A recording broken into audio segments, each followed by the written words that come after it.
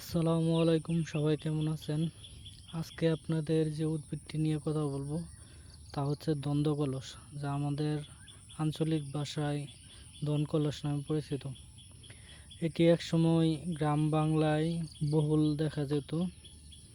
এটি সর্দি কাশি, অ্যালার্জির সমস্যা, তারপরে ঠান্ডাজনিত সমস্যায় আগে খুব বেশি ব্যবহৃত হতো। এটি শাক হিসেবে খুবই প্রচলিত। এর পাতা,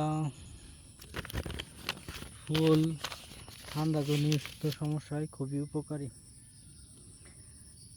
ছোট বাচ্চাদের সর্দি লাগলে কিংবা জ্বর আসলে এই ফুল বুকের দুধের সাথে বেটে খাওয়ালে বাচ্চাদের সর্দি ঠান্ডা ভালো হয়ে যায়। এছাড়া এর পাতা ঠান্ডাজনিত সমস্যায় খুবই উপকারী।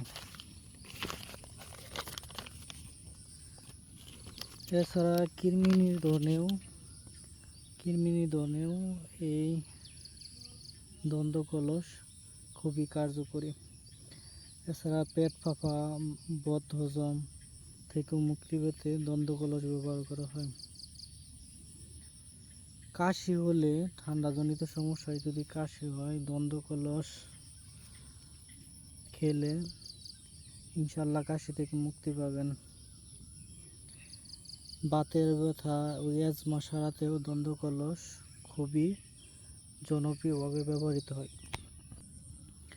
এছাড়া এটি পোকামাকড়, সাপ, বিচার কামড়ে ব্যবহৃত হয়। এছাড়া মেয়েদের মাসিকে অতিরিক্ত রক্তপাত হলে দন্তকলস খেলে তা থেকে মুক্তি পাওয়া যায়। এছাড়া ত্বকের বিভিন্ন রোগ থেকে দন্তকলস খুবই উপকারী। দন্তকলস ত্বকের বিভিন্ন রোগ থেকে মুক্তি পেতে খুবই উপকারী ভূমিকা পালন করে। তাই আমাদের এই শাকটিকে অবহেলা করা উচিত নয়। কোনো জায়গায় দেখলে তা রান্না করে খাওয়ার চেষ্টা করা উচিত। সবাই ভালো থাকবেন। নতুন ভিডিও নিয়ে ইনশাল্লাহ আপনাদের সাথেই থাকবো। আমাদেরকে সাপোর্ট করবেন। আল্লাহ হাফেজ।